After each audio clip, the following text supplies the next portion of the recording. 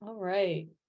Well, we're going to get started. I'm sure there'll be more folks joining us, but we are going to get started.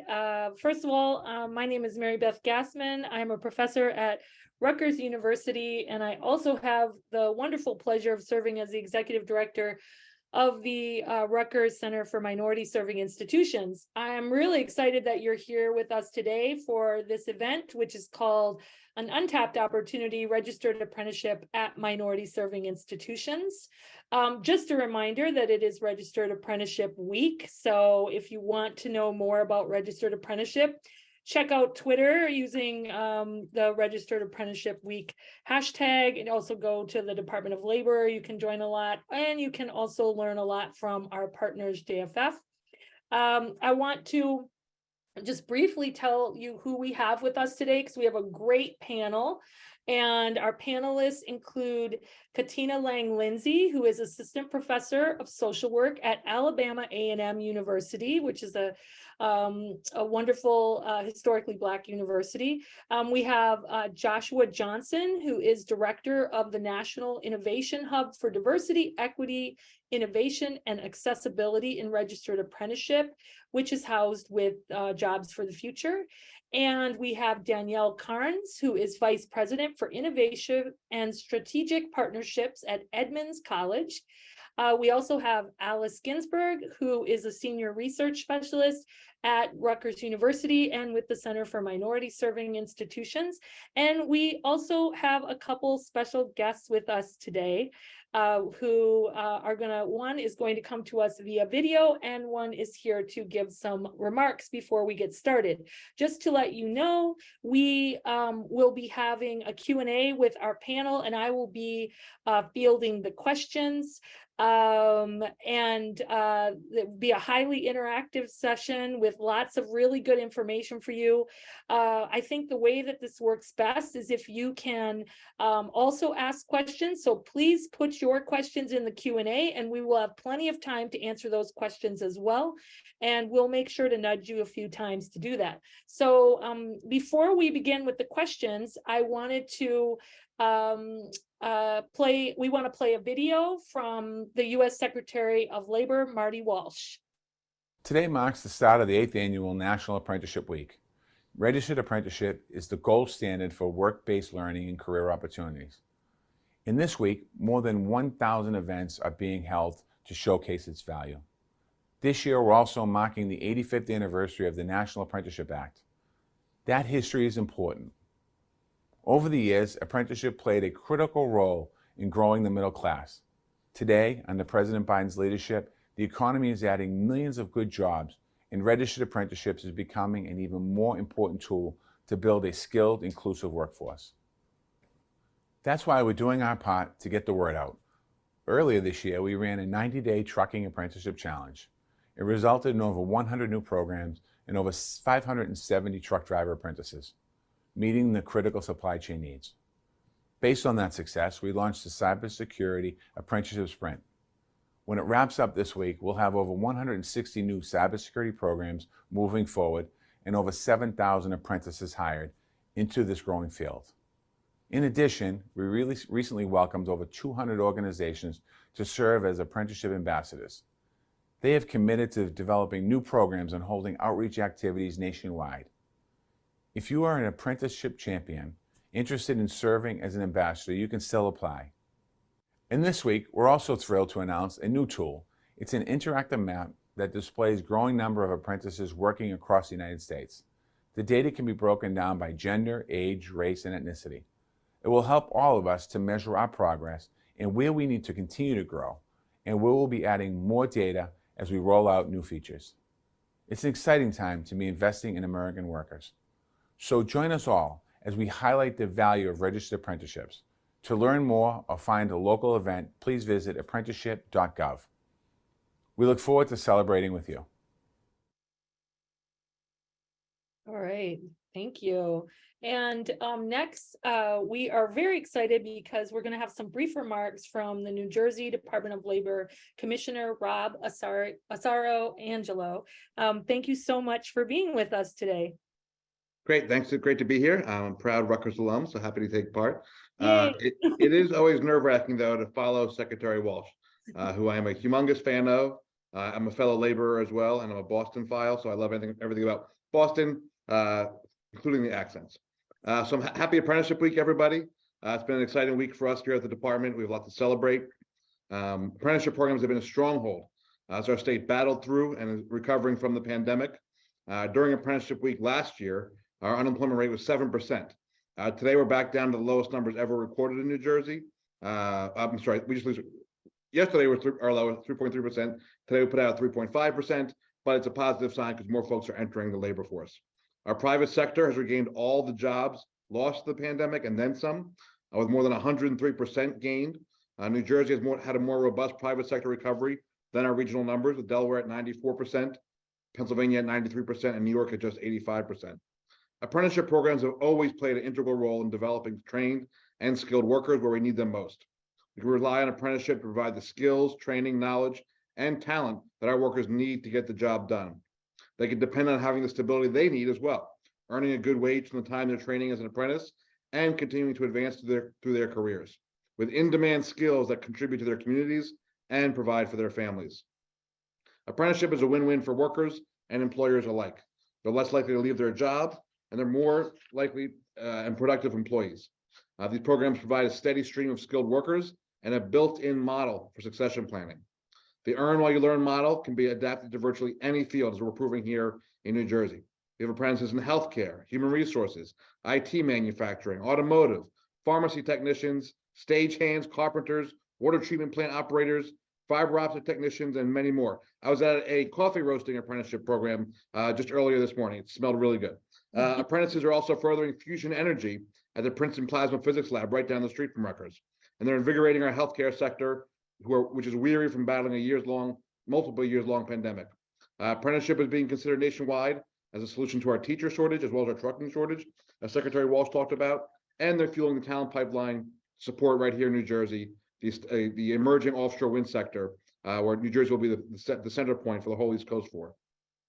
Witnessing the success of these very different programs inspires us to keep motivated to continue pushing apprenticeship even further, not just as far as numbers, but as far as variety of programs as well, to see what more we can accomplish. It also opens the door to federal and state funding and resources, because we know that investing in stronger, fair economy is good for everybody. From the very start, the Murphy administration's pledged to boost apprenticeship across the state, and we've seen phenomenal results. Since Governor Murphy took office, 542 new programs have been created in New Jersey. That's just under 5 years. That's a 91% increase in the number of programs from before he arrived. We now have more than 8,200 apprentices and over 1,100 programs. We partner with our Department of Education to institute a policy that would add registered apprenticeships to a list of positive placement metrics used to gauge how well the schools are doing to prepare our youth for the future. Because the old adage of our dynamic of a kid has to go to college, we don't care about him, which I've seen way too often in high schools across the country, is somehow underlying a policy, is a result of underlying policy choice. Here in New Jersey, schools are very interested in what their high school report card is that's given out by the state. And until this year, if you didn't have a kid graduate going to a 4-year or 2-year institution of higher education, you weren't getting points for that student. Now, if a student goes onto an apprenticeship program, they get the same points as if they were going to Harvard, which is fantastic. So currently, in effect, will be a key indicator of which schools are our best partners, as with Egg Harbor Township District yesterday, and their fantastic apprenticeship program with a couple manufacturers in that area. Over the past 4 years plus, we've made available well over $45 million in grant funding to support the creation and development of apprenticeship and pre-apprenticeship programs. Through these programs, the apprenticeship is fostering diversity. The growing apprenticeship in non-traditional sectors, our GAINS grant, has an unprecedented impact on women and people of color. More than 2/3 of our GAINS grantees are women or minorities. That's twice the average among all apprenticeship programs in the state. The GAINS program doubled by itself. Our GAINS program by itself doubled the number of women in apprenticeship programs in this state.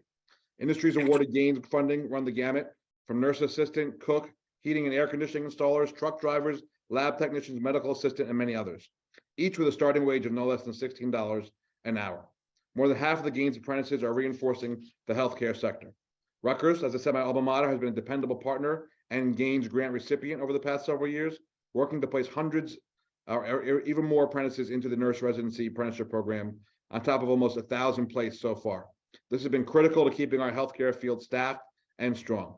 Apprenticeship is eliminating social and economic barriers to career advancement through our pre-apprenticeship and career education, or PACE grant, focusing on those underrepresented or facing economic barriers. PACE programs remove common obstacles by linking to career preparedness training and, more importantly, funding to offset the cost of childcare and transportation, which is a constant barrier to folks trying to take part in workforce training programs.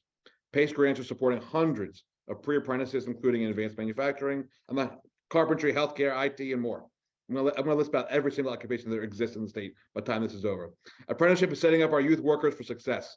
The Youth Transition to Work program that we fund, that grant facilitates the progression of high school juniors and seniors into quality jobs and in-demand occupations. And right now, quite frankly, when you talk to employers, all their occupations are in demand. And the program was recently expanded to out-of-school youth up to age 24, which I think is going to be vitally important for so many of our communities here in New Jersey. This program is supporting pre-apprentices across the gamut of many other industries, like I said before, with a minimum of 80% of them having to be placed into a USDOL registered apprenticeship program. Apprenticeship is also pulling triple duty through our New Jersey Pathways Leading Apprentices to College Education Grant, or NJ Place. We have the best acronyms here. We're going to have an apprenticeship program for acronym creator for our grants sometime soon, which provides an avenue to career training and wage, in addition, importantly, to college credentials. NJ Place is partnered with Thomas Edison State University, with the Northeast Carpenters Training Fund, and the International Union of Operating Engineers has paired up with Hudson County Community College through our grants. Our NJ Build program, our New Jersey Builders Utilization Initiative for Labor Diversity, is assisting women and minorities find high-skill, high-wage jobs in the construction trades. Dozens of our current participants are veterans of the armed forces, and we're happy to give back to them and help them reestablish themselves as civilians. New rounds of grant funding are released through each of these programs several times a year to provide a constant flow of opportunity to the new and previous applicants. We just closed applications on the latest round of Gains and Youth Transition to Work grants, and we have $2 million for the PACE grant available right now. Those continuous improvements and investments in our workforce and businesses are returned tenfold as our workers prosper, our employers remain competitive, and our state economy thrives. Apprenticeship serves as the cornerstone of a strong and resilient economy by providing gainful employment, successful careers, and competitive businesses for those in New Jersey. So thank you all for having me here today to celebrate National Apprenticeship Week. And thank you for being such phenomenal partners. Stay safe and healthy, and make sure you go to our website to learn more about any of our various programs, whether you're here in the state or another state want to learn how we're doing it. We're always happy to share our success. Thank you.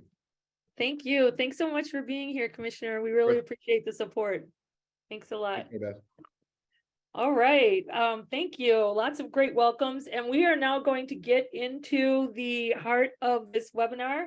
And again, we have just some really, really great people with us who are going to be telling us like how to make this happen. And I'm really excited because we have people who are on the ground making things happen as well. So the first question I have is I'm gonna direct this to Josh. And Josh, what exactly is registered apprenticeship? We did hear a little bit from the commissioner, but love to hear a little bit more for people who might not be that familiar with it. And how is it different from other kinds of higher education workforce development programs, including, you know, internships or maybe non-registered apprenticeship? Can you just kind of give people an idea? Yes, definitely. I certainly can. And thank you so much, Mary Beth, for having me join today. And I have to follow up not only Secretary Walsh, but then also Mr. Ansaro Angelo, and as a laborer, I too am also a construction craft laborer, LIUNA proud as well. So looks like you got the right folks on the webinar today. I'm sorry. So really excited to be here and talk about this, have this conversation today.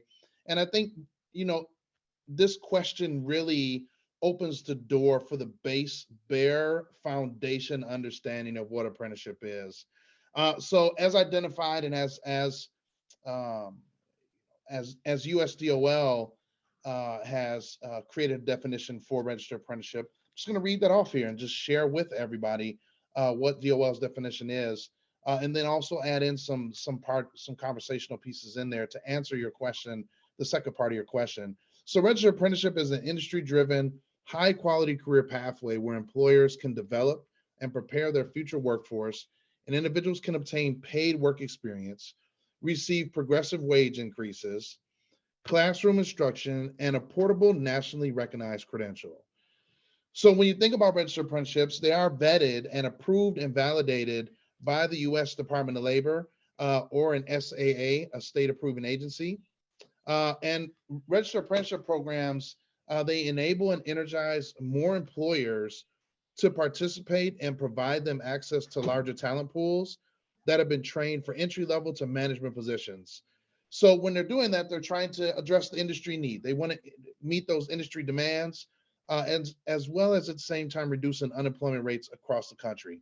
So there's some key elements of registered apprenticeship, and these I think are where when we start to talk about what the difference is between other workforce programs, non-registered apprenticeship programs, internships, I think these key elements really set the registered apprenticeship world apart from there. I will also say, if many of you have heard me speak before, I talk about the power of apprenticeship and how it truly has the power to eradicate poverty. And what I mean by that is registered apprenticeship is one of, if not the only workforce program where you can come in with zero to no knowledge about an occupation. And after you serve a registered apprenticeship, you walk out skilled in that occupation and sometimes highly skilled in occupation.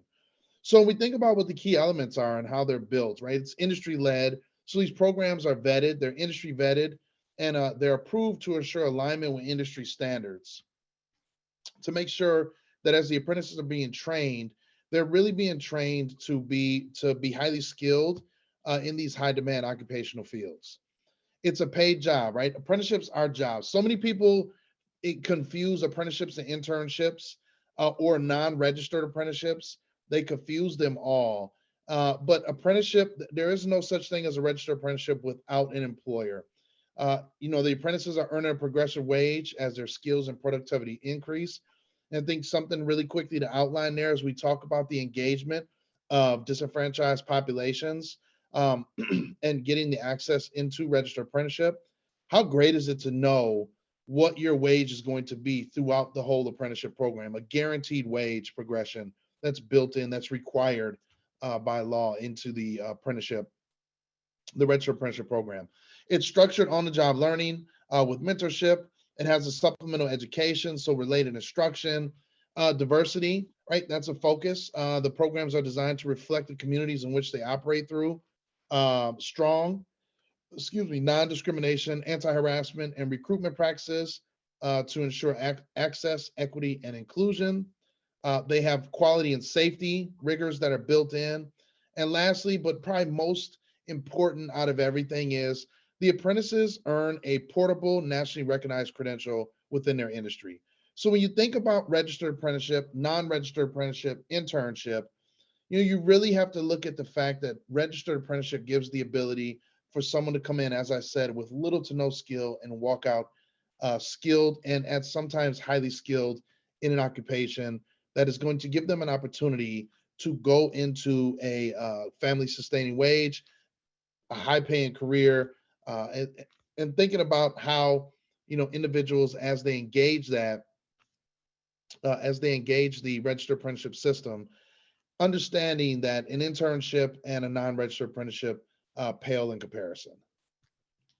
All right, thank you. And I know you worked really hard on that answer, but I'm going to ask you another question. Hope you don't mind. So here's another question. Thinking about how specifically can registered apprenticeship programs benefit both institutions of higher education who adopt them and also the students who enroll in them? I mean, you talked about some of the benefits for students, but I'd love to hear more about the benefits for higher education institutions that adopt them. And then likewise, what are some of the benefits of registered apprenticeship programs to local employers and to sort of the growth and empowerment of communities? Yeah, this is a great question. And I know I am 100% sure that we're going to hear how RA programs benefit like Alabama A&M as it's talked about their apprenticeship program. So I'm looking forward to their answer as well. And I can speak broadly to what I see in my experience within the registered apprenticeship world over the past 10 years. And when we think about institutions of higher education, and I'm going to specifically focus on minority serving institutions. When these minority serving institutions are in communities and they are serving individuals from underserved communities, from disenfranchised populations, I believe many times employers, so I'm going to kind of tie both of these questions together. Many times employers don't even know what exists at that institution. They don't know what's happening at that university, that institution for higher education. And I see registered apprenticeship as a way to create a bridge. And what I mean by that is when we think about minority serving institutions and the ability to attract diverse talent to attend their university, one thing that is typically left out in the conversation of college is the fact that individuals will have to enter into the workforce at some point, no matter what. If you graduate college, that piece of paper does not come with a paycheck every 2 weeks. So when we think about how the institutions can benefit from registered apprenticeship, we really think about the engagement within the employer community, which is going to create a career pathway or a pipeline for the students that they recruit. So say when they're speaking and a student comes and visits the college or the institution with a parent and they're wondering what's going to happen, right? You know, my students, my son or daughter is going to be here. Like, what does it look like for them after they graduate? That engagement in registered apprenticeship program is going to serve twofold. Number one, it's going to show a direct career pathway for that student into working in the field that they're in and not waiting till they graduate college to then try to get into the field. But number two, I always like to talk about this because I have a son who attended Central State University. He attended for 1 year and he found out that college just wasn't it wasn't his thing. And I see the engagement of minority serving institutions with our registered apprenticeship programs. I see the benefit also for those students who may decide that college just doesn't fit what their goals are in life. And a connection to a registered apprenticeship program allows those students to have a safety net or to have engagement with the workforce. So it isn't like, well, they just decide they drop out of college and that's just it. It's more as, hey, this is a pathway. And if you decide you want to go down this pathway, we can have a conversation and get you engaged with employers. So I think, you know, it's really a very a broad brush that could be painted of the benefits for the institutions as well as the students. I think it honestly gives those institutions such a strong career pathway vision for potential students that attend the university or the institution of higher education. And I think about the RA programs to the local employers, right? Those local employers, they're always looking for talent and they may not even know how to access the talent that is on the campus that is right in their backyard. So the engagement of those institutions of higher education and those employers in conversation of how do we create a pipeline? And many times that pipeline may have existed in internship way, right? But how can we make sure that students aren't struggling to make it through college, holding 4 or 5 different jobs? Why can't we just engage those employers that are right there in our community that already do our internships, that already may be registered apprenticeship providers or program sponsors, and engage them in conversations for the students to then go serve registered apprenticeship programs there. Sorry, that was like a really long and convoluted answer because there's so many benefits. Like it's just when we think about the community, like it's totally the community, the minority serving institution is a hub for the community. You have the employers who are looking for talent. You have students who just want to be successful in life. I mean, it really is a match made in heaven if it can be done properly. Agreed. Thank you. So before we go to the folks who are doing this at minority serving institutions, I wanted to direct a question to you, Alice, which is, you know, as you know, the Rutgers Center for Minority Serving Institution, as part of our partnership with Jobs for the Future, did a landscape analysis where we looked across all minority serving institutions to really take a look at registered apprenticeship and to see what we could find out there. And so I'm wondering if you could talk about what are some of the key findings from the landscape analysis of registered apprenticeship at MSIs, and why are these findings significant? Absolutely. So let me start by telling you a little bit about what we found. When Jobs for the Future first reached out to us about doing a landscape analysis of registered apprenticeship at minority serving institutions, we had almost no data. This had not been looked at before. And with 797 MSIs nationwide, we had our work cut out for us. So we did a complete landscape analysis where we looked at the website of all the institutions. We also delivered a short survey, and then we followed up with interviews and spotlights with institutions which are represented here today that have thriving and really groundbreaking RA programs. We found about 11% of minority serving institutions had registered apprenticeship programs, but we know that there's a lot more.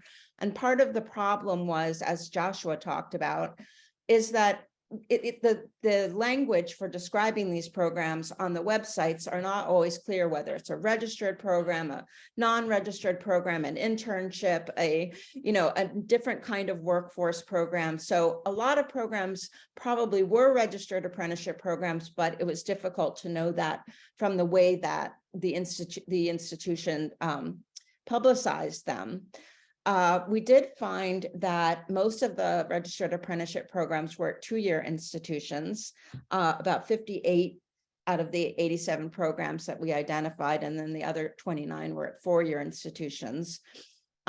Most of them were at Hispanic serving institutions and Asian American, Native American, and Pacific Islander serving institutions. However, we did find some really interesting and thriving programs at historically Black colleges and even tribal colleges, which was wonderful. We found that MSIs really intentionally designed these programs. They look, where is there a current lack in their workforce, or where is there a lack in the diversity of the workforce? For example, teaching is still a profession that's about 83% white. We found that the Community College of Philadelphia, which is a predominantly Black institution, had one of the first early childhood education registered apprenticeship programs. And then we found Tennessee State is in the middle of starting a four-year program in teacher education. So these are wonderful opportunities where, again, we need more teachers in the workforce. We need more teachers of color. So registered apprenticeship really fits well with what minority serving institutions are already trying to do. We also found some really, normally when people think of registered apprenticeship, they think of the trades, which is a very important part of registered apprenticeship, but we found programs in non-traditional fields such as cybersecurity, social work, occupational safety. And I won't go into it too much in this talk, but a lot of these programs were designed to be very culturally relevant, and we'll hear more from the people who are running these programs about that. So why is this significant? So MSIs educate about 26% of all students and 45% of students of color. So they're educating a lot of students. They're also educating a huge percentage of first generation students, low income students, and non-traditionally aged students who are possibly coming back into the workforce. And registered apprenticeship offers these students new pathways and pipelines to get into professions that they may not have been available to them before because of the need to work full-time and provide for their families. They also provide opportunities for people in these professions who want to upskill or move into leadership positions and don't have that opportunity. Lastly, and perhaps most importantly, we didn't talk much about what minority serving institutions are, but they are by their nature community serving organizations. Most of the people that go there come from the local community and plan to stay in that community.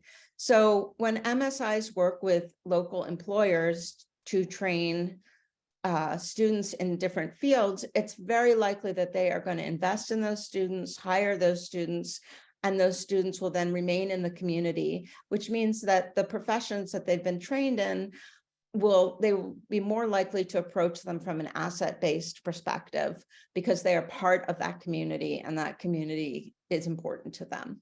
So that's a quick overview. As I said, I really wanted to leave time for our two guests to talk about their actual programs.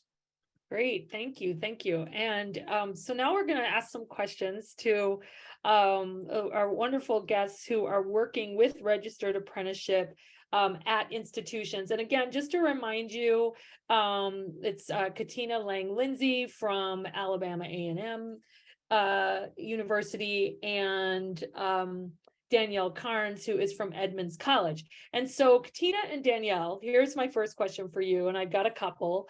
The first one is, can you describe the student population at your institution? I'm really interested in people hearing about the diversity of it, from students of color, low income, first gen, working parents, et cetera, if you know that.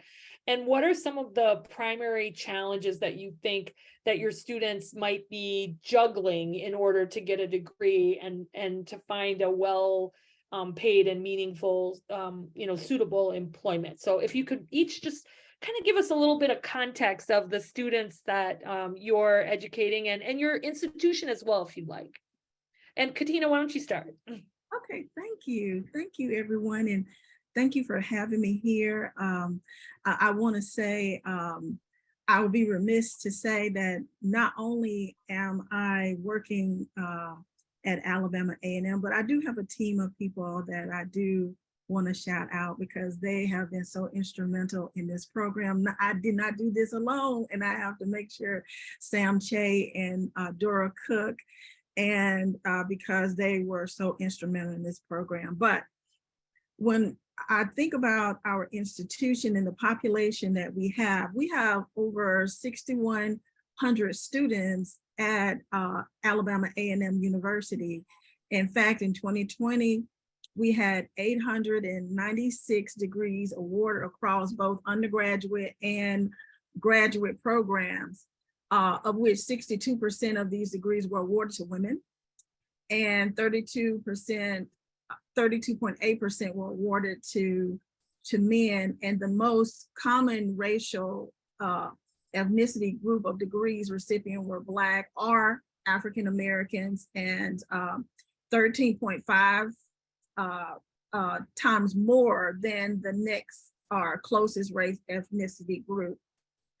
And so we also, just to give a little bit more context to your question and to respond, is that we had at least 90, our financial aid in our institution is a big component. And when I say that, I'm talking about 91% of our students receive financial aid, and 71%.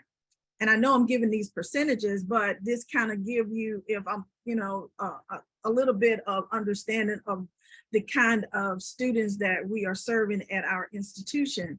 71% of those students, they receive Pell Grants. And then 49% of those students have an expected family contribution of 0. And then 30% of those students, undergraduate students, are first generation. So that gives a little bit of context to the type of population that we serve. The primary challenges, and just to respond to that, is that access to opportunity, I think, is one of the things that we have the challenge with.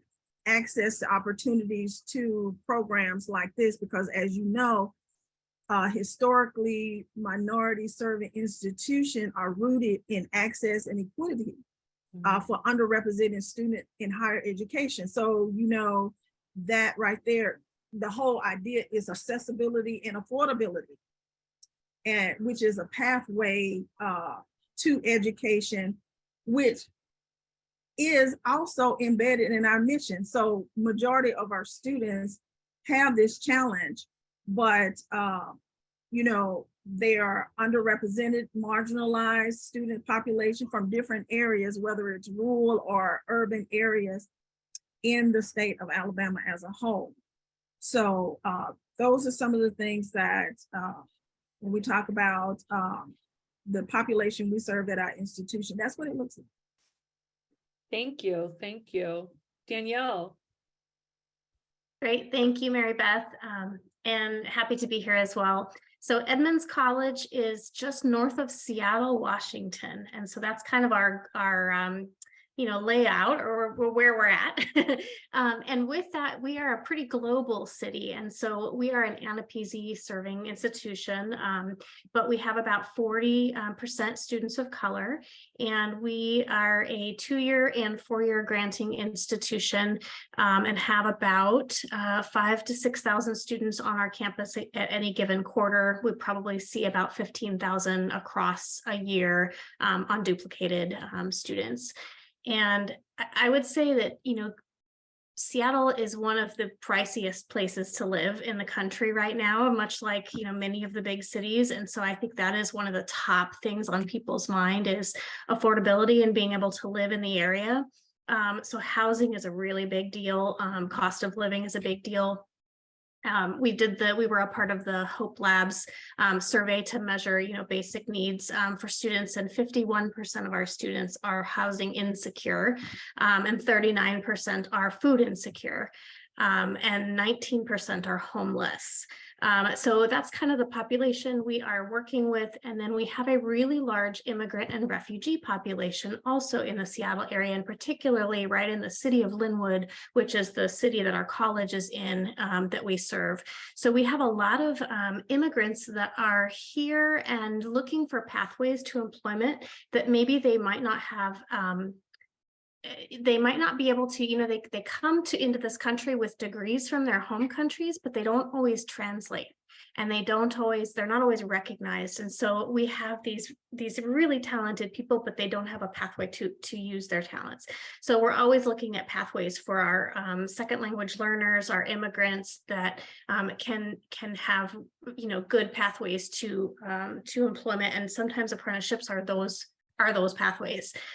So our apprenticeship that we have, we're working on a second one, but our first one that we stood up as a part of, I think the research that Alice has been working on is actually a pre-apprenticeship, which is kind of like it just extends the on-ramp before an apprenticeship, and it's 10 weeks. And we actually have just found some funding with a partner so that students do get some funding to go through the program.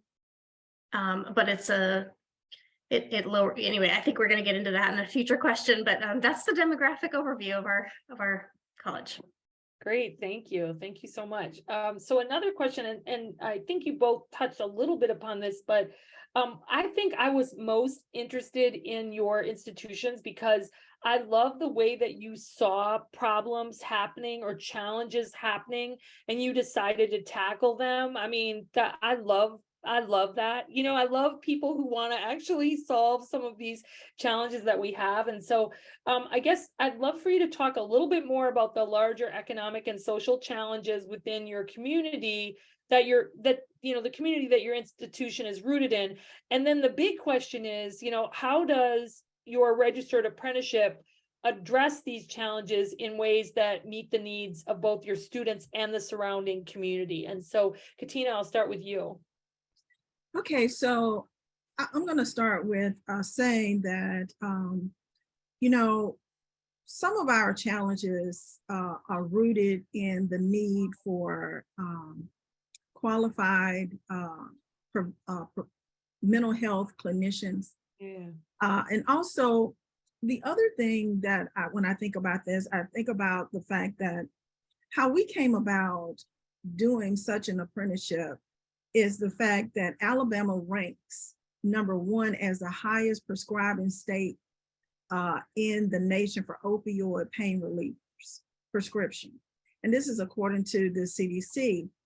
And it's at a rate of 121 prescription per 100, which is equivalent to, in a household, 1.2 prescription for every man and woman, a child in our state. So this raises a lot of red flags, and this raises the issue for the need and the demand for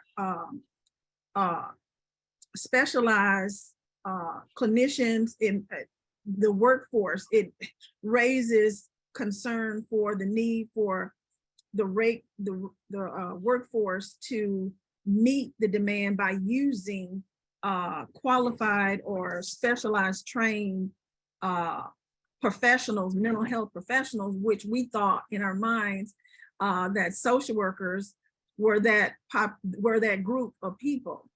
And so that group of people, we already knew that the profession as a whole, you know, with us not having the number of social workers in the state, we lack that number.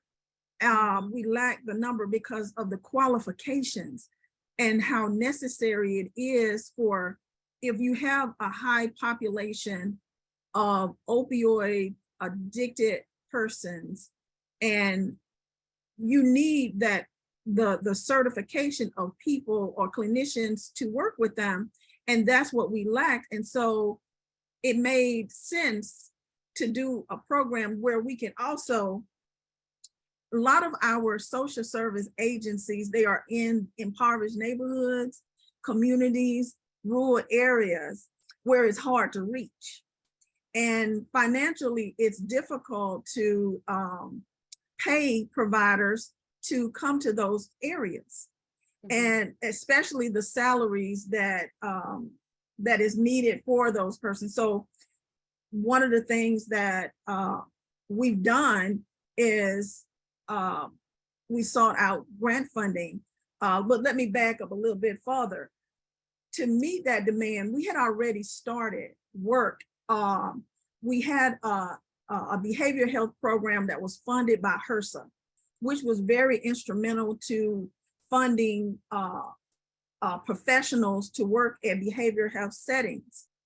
And that was in itself meeting a demand, but the economic piece is that we provide those students or those providers, not providers, but students that we place in provider settings with these salaries or stipends, if you will, that if those social services agencies cannot provide the salaries, where we come in and say, well, let me help you here so that you can meet that need and that you could get the qualified workers that your agency will need. We'll provide the stipend, scholarship, and they will be your employer, your employees, and we'll provide them.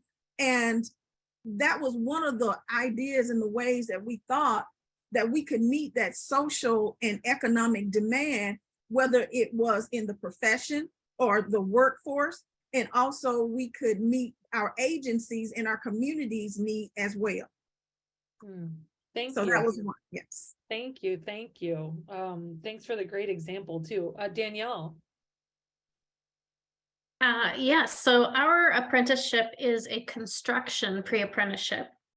And it started with Sound Transit, which is our local transit authority that, you know, runs the buses and the trains and the light rail in the city of Seattle. And they approached the city of Linwood and the college to say, hey, we're building this light rail and it's going up through your city. And we are in desperate need of a workforce for the next 20 years in construction, and we cannot find the workforce. Can you build a program that will help us, fuel this pipeline? And of course, the college stepped in and said, yes, we're on it. Let's do it. So we three, the city, the college, and the industry partner, put together this curriculum. We did get it approved through our state apprenticeship council. And Sound Transit actually funded our stand-up costs for the program. And then they did stipulate that they are looking to diversify who is in their pool as well, who has access to these really great apprenticeships that come with, you know, when they are ready to join one of our union partners, for instance, that's a nice diverse pool of people. So that's kind of how it came to be, is meeting that industry need. And we, of course, looked at our labor market data. And so the students that go through our program, some of them may go to work for Sound Transit, but a lot of them, they go to other projects. But as long as we're helping to fill that industry niche, and no matter where they end up, we're helping the entire industry just, stay on its feet. Thank you. Thank you. Okay, I'm going to let you two rest for a little bit over there and go back over to Josh. So Josh, if we get to like the nitty gritty, what's the process like of creating a registered apprenticeship program and sort of institutionalizing it, sustaining it? And what are some of the challenges in doing that? Because I know we've got people who would love to start these programs, but wondering if you can talk a little bit about that. So when we think about how to start the program, many people, I would say this, many minority serving institutions have not been engaged in any conversations with their respective state apprenticeship folks.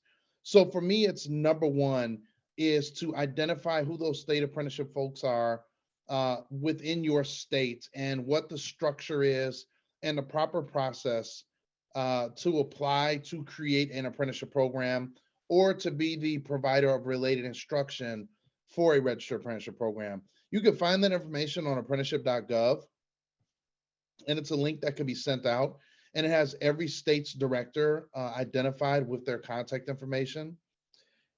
So that would be my number one step. Number two, I think about like many institutions of higher education have like advisory councils, employer advisory councils, or employer engagement strategy, where they have employers who are connecting with them and contacting them about students that complete programming, or that they hire the students who graduate from their institution.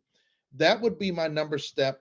My number two step would be to engage industry in the area and find out what they're doing, what their needs are, and to find out if they already do register apprenticeship. And if not, then let's look at what programs you already currently have, right? Like, Alabama A&M, as they were talking, the social work, right? Like the idea, like there's already this program that exists. There's already it seems to be a clear pipeline into this work. Now we can make that pipeline even stronger by putting a registered apprenticeship program into it. So first is starting with your apprenticeship folks, your respective apprenticeship folks. Second is engaging with those employers. And third, this probably actually almost is first altogether, the deans over those areas, of those occupational areas, they're going to be some of the ones that are going to have to give sign off on the conversation to talk about registered apprenticeship. We noticed that here when I was the state director in Wisconsin. One of the biggest challenges we faced with the technical colleges that we worked with is the deans in those areas that were non-traditional, i.e. healthcare, IT, finance. Those deans were a lot less flexible or a lot less even understanding of what registered apprenticeship was. So really trying to get them to understand that and understand the buy-in and why it can benefit not only the school, but benefit those students. That's going to be that's going to be probably the biggest challenge, because it is, right? It's a conversation. And I was at the HBCU conference a couple months ago, and it was a conversation that was had in one of the sessions where it was brought up that, mothers and fathers are sending their students, it was in particular to this conversation, they were sending their students to HBCUs not to be construction workers or work in manufacturing. Right. So there's this mentality that apprenticeship is just construction and manufacturing, but that it's the entry level portal for those, right? It's not even management in those areas. And we have to really get rid of that mentality. We have to get rid of that thought process and look at it for what it is, which is apprenticeship is a great opportunity to train individuals, and it's a structured training program. So we have to just kind of tackle what those myths are about registered apprenticeship. So start with your apprenticeship folks, engage with your employers that you're already engaged with, and engage those deans or individuals that are over the occupational areas.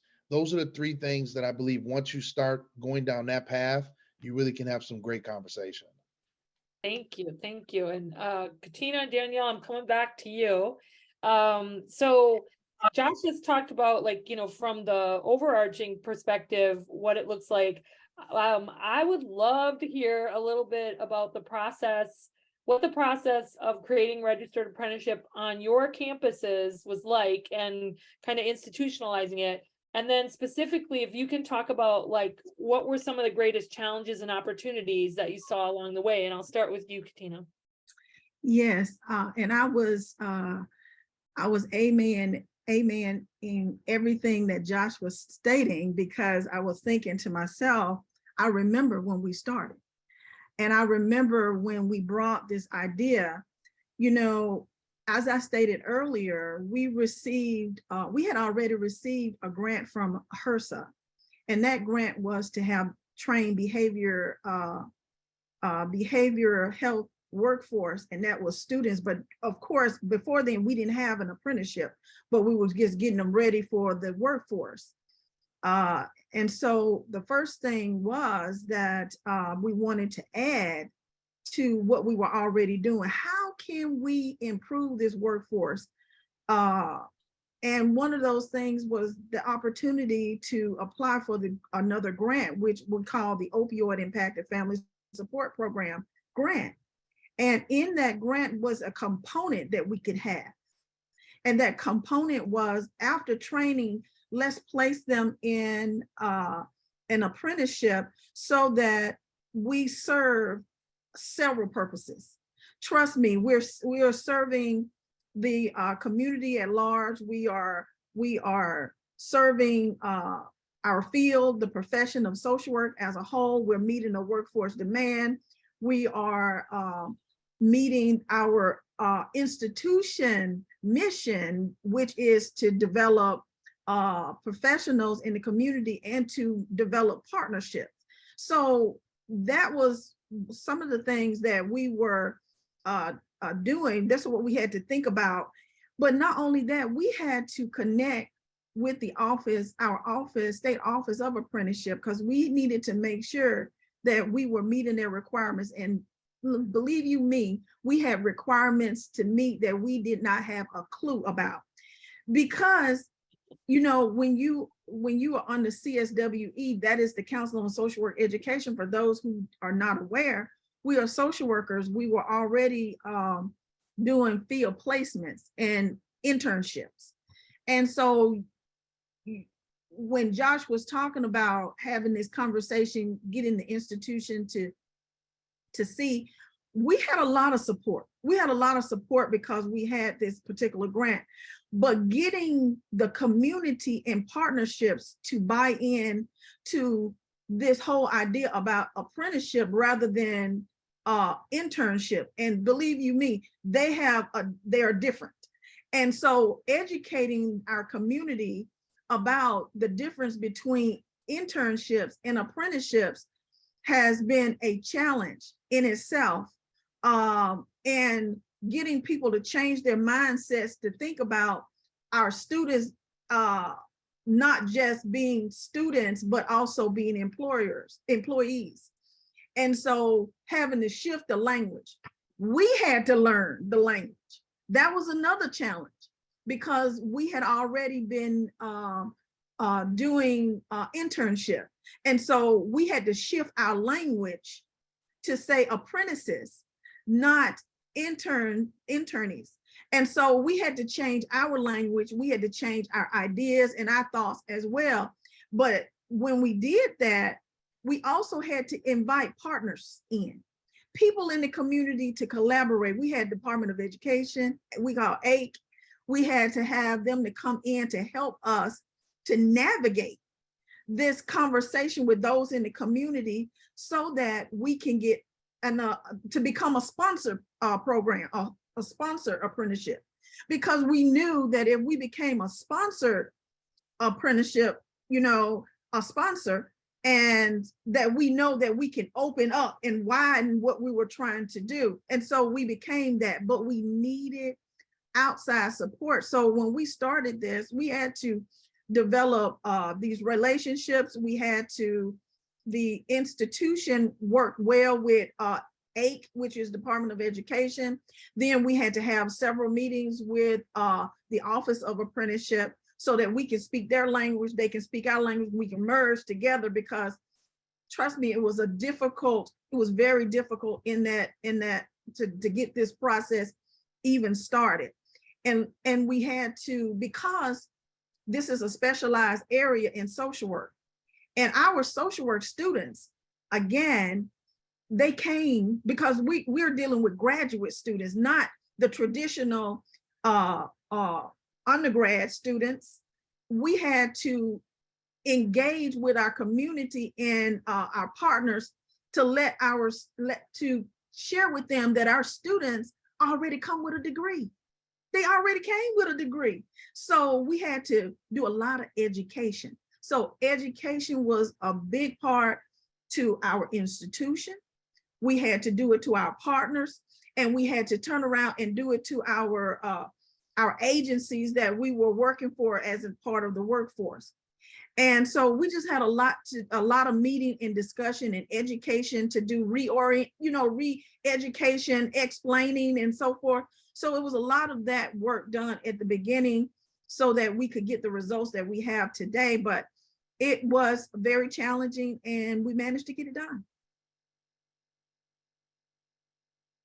Sorry, thank you for doing all of that work, because I can feel all the work as you're talking. Danielle, what about you? Was it a lot of work? I definitely can identify with Katina's journey and like trying to figure out all the language and getting it all lined up. And what the tip I would have for those of you looking to start is that, it's okay if you're sitting in a spot where you don't know what you don't know. Like that's how, when we started this, it's, we weren't sure where to start, and we ended up standing our program up as a non-credit program. So that's part of it too, is that, you're building a curriculum, and we worked with the unions to say, what do these students need to know when they show up at your door? And then, with learning outcomes, and then worked backward to figure out, how do we put this in 10 weeks? And not only did they want, the presumptive construction skills, but they wanted also workplace readiness, and how to be an employee, and how to show up and clock in and out on time, and be able to handle, with construction apprenticeships, they are seasonal. And so teaching people how to budget for salaries that come with like 3 months of income and then 2 months of no income. And how do you do that with a family? So we had to put in some financial literacy into our pre-apprenticeship. And so we put together this 300-hour curriculum, and that we presented it to the training council, and then and it was probably like a 5-page application, and then we had a date to present it verbally to the council, and then they voted on it right there, and we were approved for, and then we have to go again every 3 years for reapproval, and if we make any changes, we need to get recertified. But so far it's working really nicely. I think, the other piece that we were really conscious of is, what are our prerequisites for the program, and wanting it to be as low barrier as possible, so that we could include, you're counting in rather than counting out. And so the only requirement we have for the program is 18 years of age. And we didn't have a basic English proficiency. We didn't have a clean drug test requirement. We don't have GED or high school diploma, and those things, they're required for the apprenticeship once they get to that door. But for the pre-apprenticeship, we said we want to work with these students from wherever they're at and help them with all the wraparound supports, and we have 10 weeks to do it. And so we surround them with all of the wraparounds as well, to support them through, whether they have transportation to get there, the childcare, food insecurity, obviously, and it's treated like a job. So they get there. Our program is structured so it's Monday through Friday, 7:30 a.m. to 2:30 p.m. every day, Monday through Friday. They show up, they clock in, it's class/work. So it works, but that, you have to kind of just piece by piece, figure out what it is your industry partner needs them to have when they get done. Thank you. Thank you for all of that. I keep muting myself and then having to come back on. So yeah, thank you for explaining all of that. That's really helpful. So my next question I want to direct toward Alice and Josh. And Alice, if you could start. And that is, how can registered apprenticeship programs measure their impact and return on investment?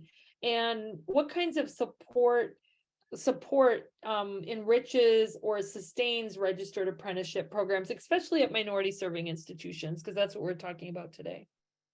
Well, I think that Katrina and Danielle really said it best when they said that MSIs are about accessibility. And what Danielle I just wrote down this counting in rather than counting out.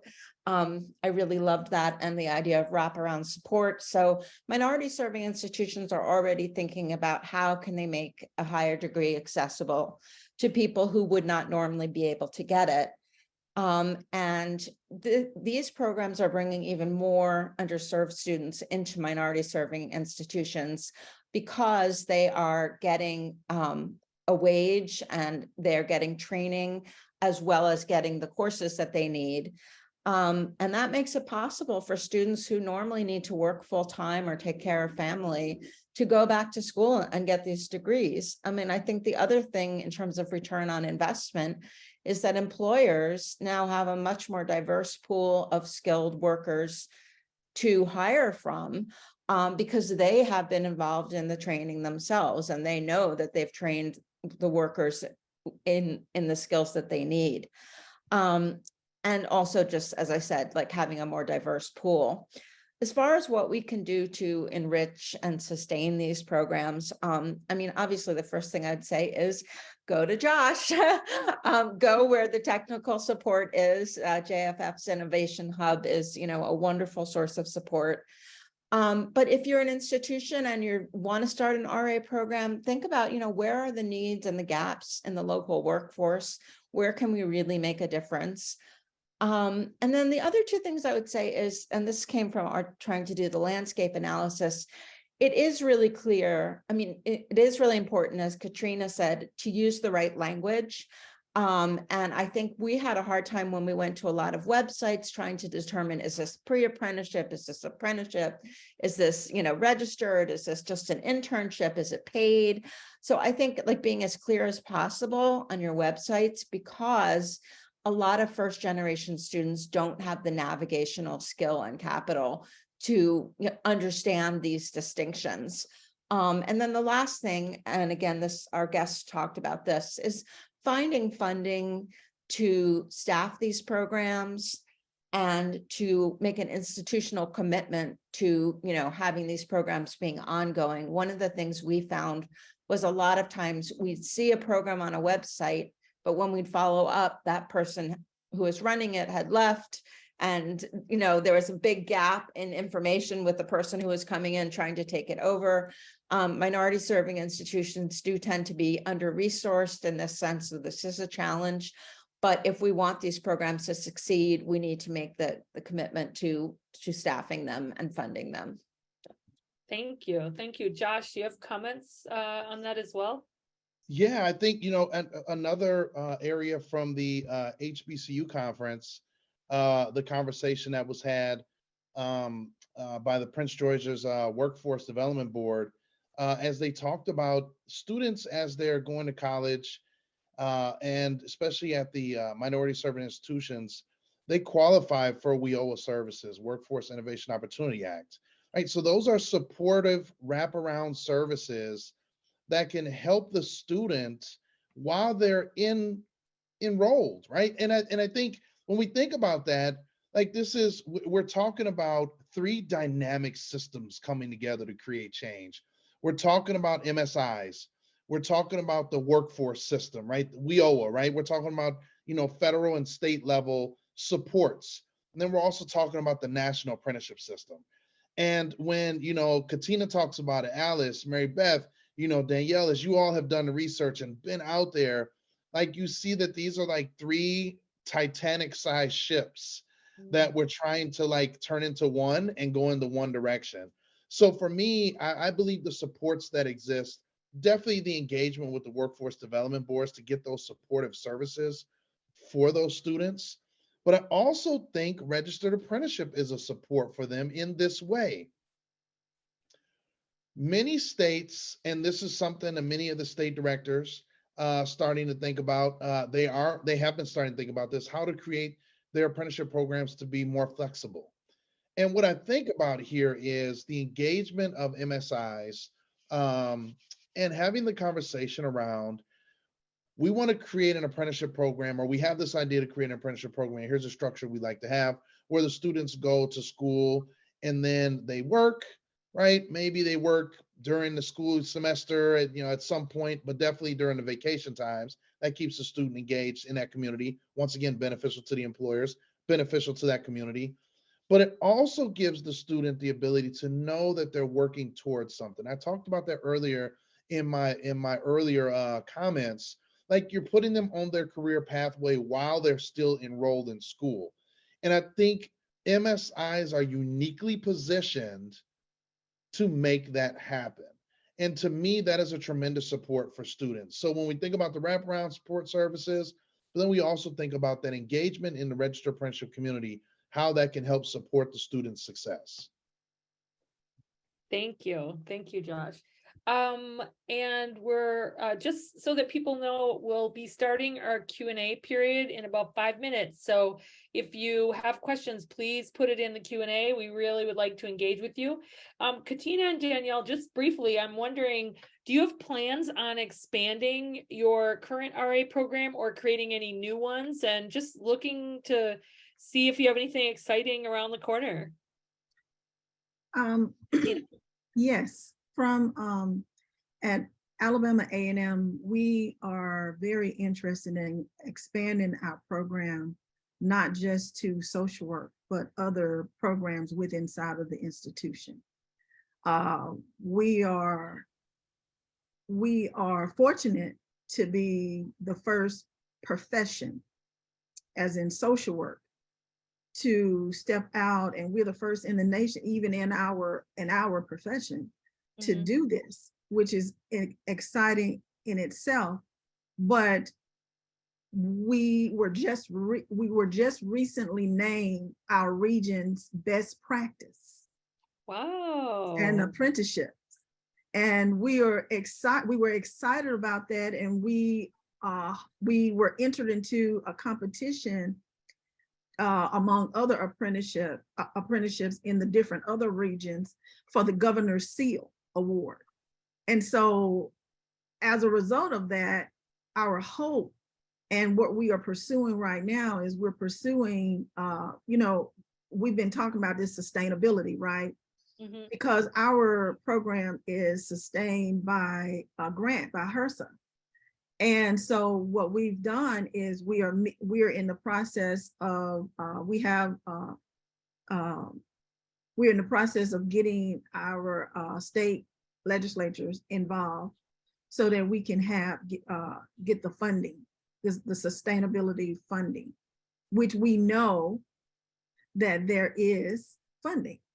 So to get that access is one of the things that we are working on. And so those are some of our goals right now, is to make sure we sustain it so that as we see how, as we expand, because we want to expand not just in social work, we want to expand to psychology, counseling, and then open it up to other. We have a big STEM program here at Alabama A&M. And we know that there is funding in that. And so that's what our goals are. And that's what we hope to accomplish in the near months. I love it. I love to hear all of that. Thank you. And I hope that, I hope you're getting a promotion or something over there for all that good work. So that's tremendous. Danielle. Yeah, that's pretty awesome, Katina. Congrats.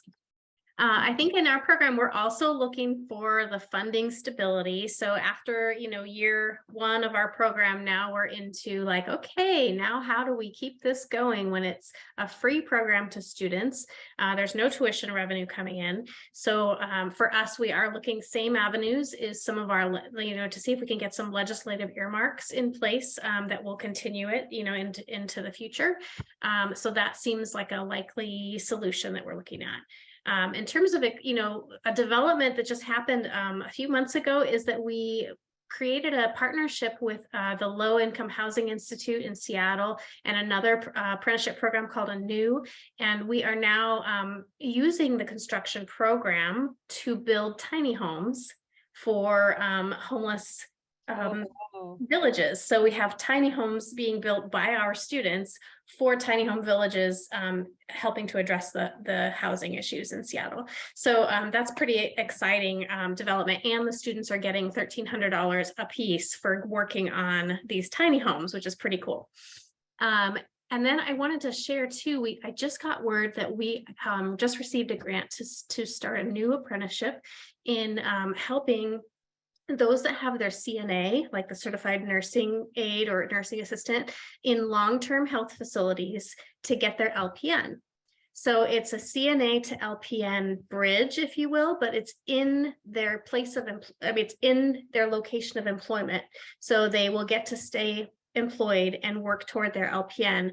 And those workers are often very diverse. And so it's a great pathway into the nursing to diversify the nursing pipeline as well. But it's a way to get into higher wage nursing jobs as well. So we just got that grant. And so we're kicking off that apprenticeship coming very soon as well. Wow. And I also hope that, someone's looking to give you a promotion too, because this is really great work. And I hope everyone can understand just how hard these two wonderful women are working to do this great work and to solve challenges in their community. It's so inspirational. It really, really is to listen.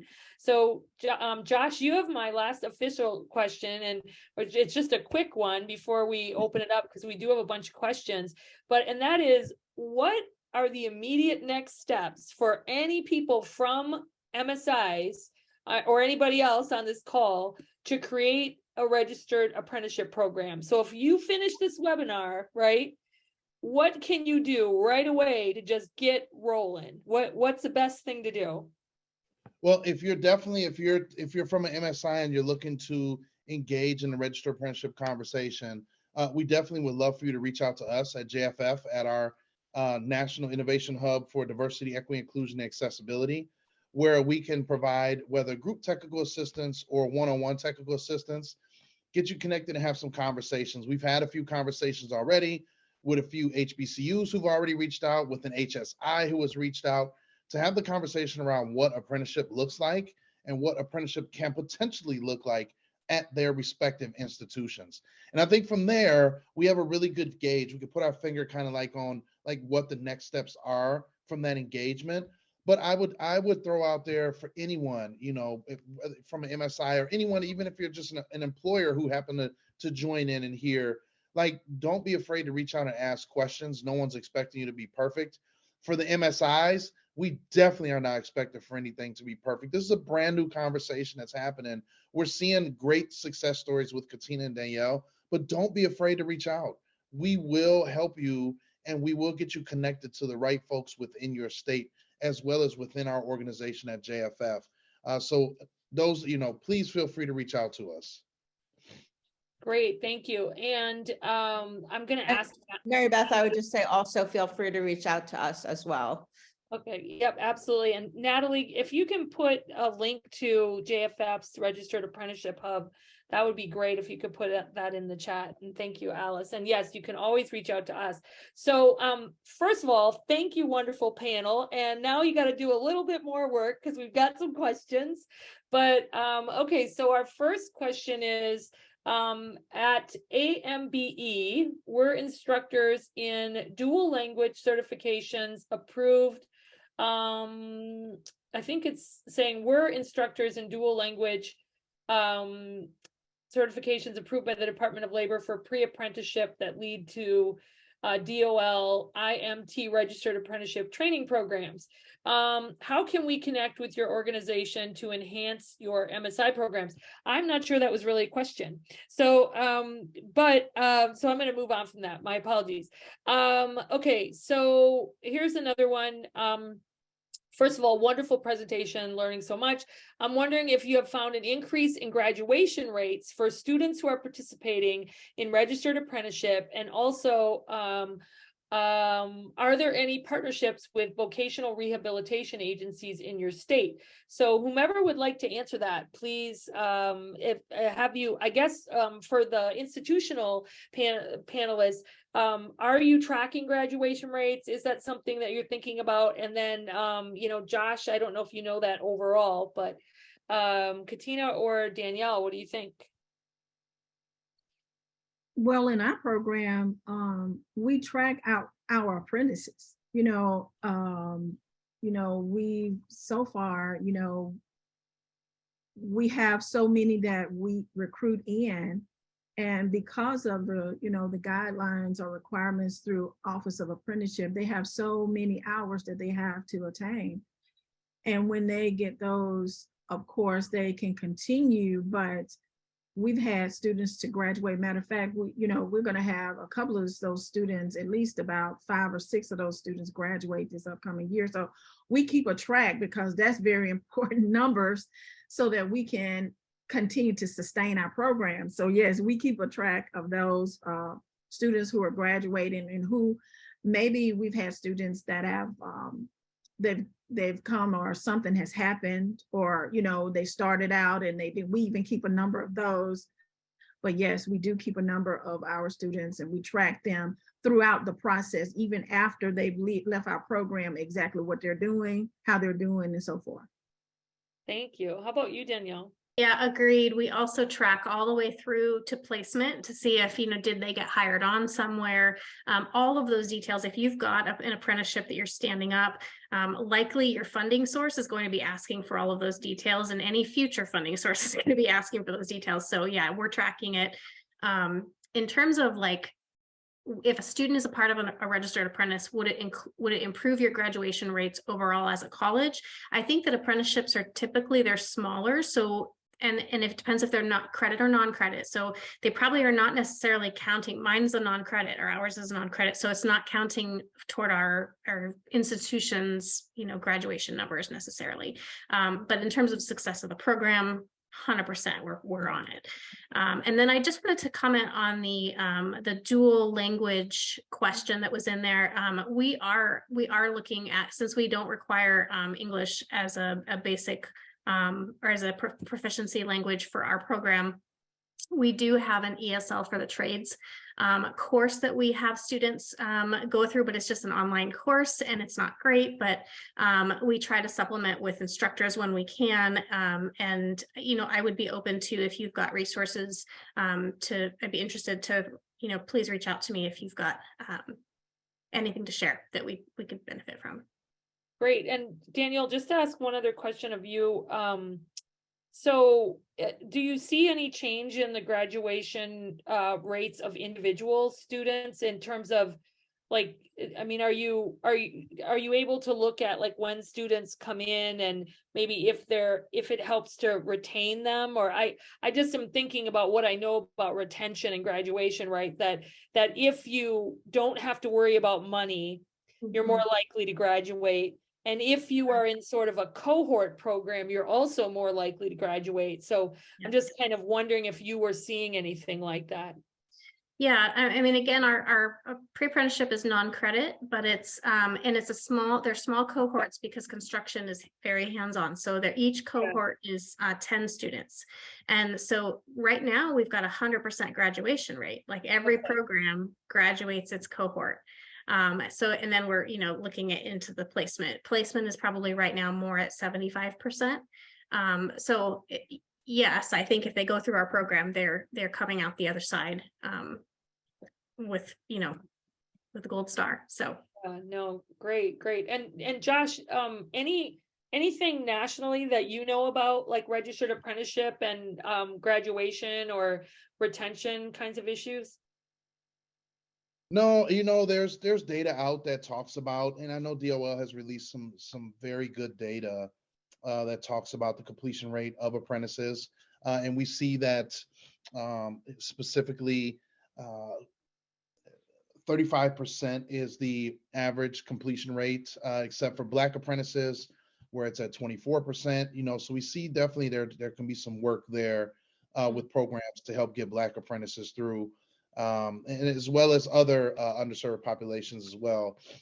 With retention, I want to say it's over 90% of individuals who complete their registered apprenticeship program are retained at that employer that they work with.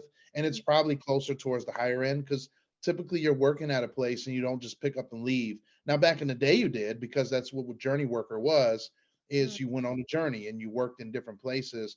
But now, companies are spending money, and they're spending money and time to train you. So they really want to retain you, and they want to keep you in their building to keep that knowledge in there. And I wanted to say as well, like for the folks who are on now, or the folks who are going to listen to this in the future, like I want you to really listen to Katina and Danielle and listen to how they've been so flexible in their conversation, and kind of forced their institutions to be flexible in those conversations around registered apprenticeship. And you see that opportunity there to create true career pathways for the students, and engagement for them into industry, and connecting them to employers, which at the end of the day, right, that's what they're coming to school for anyways, to get connected to employers, to get an education. What better way than to get it done even before you graduate from college? Absolutely. Thank you. So I don't see any more questions in the Q&A. So I just want to give everyone, if anyone would like to have any kind of culminating comment, I am happy to give you the floor before I close us out. Anybody want to say anything, especially from Katina and Danielle, to motivate people to want to do this? Because that's what we really want. We just want to have more opportunity for more people. So if either of you, I'd be particularly interested. One thing I didn't talk about that I would encourage people to do is, when we were creating the program, we created a task force that was, industry people, union members, as well as our communities and community partners. And so we had our Communities of Color Coalition, our Latino Education Training Institute, our Refugee Alliance was there. And so we had a lot of our partner organizations that reach out and work with our communities of color or low-income communities there at the table to help us figure out the best way to reach those communities and talk about this opportunity.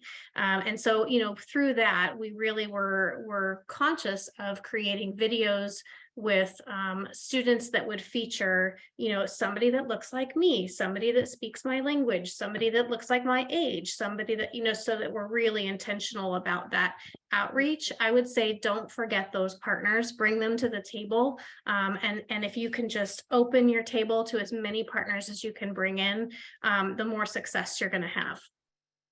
Great. Anything from you, Katina? Yeah, I would say,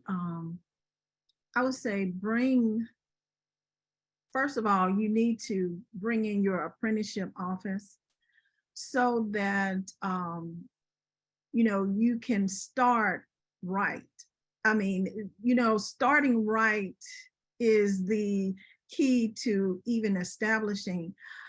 What I want to say is that the framework for the apprenticeship, if there is a need in your community, the framework, I think, is a good model. I can see where it stands to be a little bit more flexible for programs like like our program, professional programs, because I can see, and I having a good relationship with your state apprenticeship office is really good, because also they advocate legislatively to make it more flexible, because you have like for us, we had our social work board, And we have to make sure that our competency align with the competency for the apprentice, for the state requirements.